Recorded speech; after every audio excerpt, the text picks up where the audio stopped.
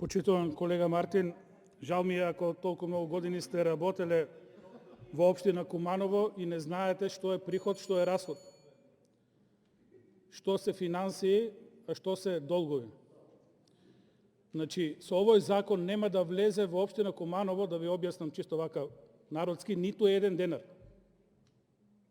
Нити се зголемува данок, нити се зголемува прифат, односно реализација на даноците, ниту се зголемува економска активност.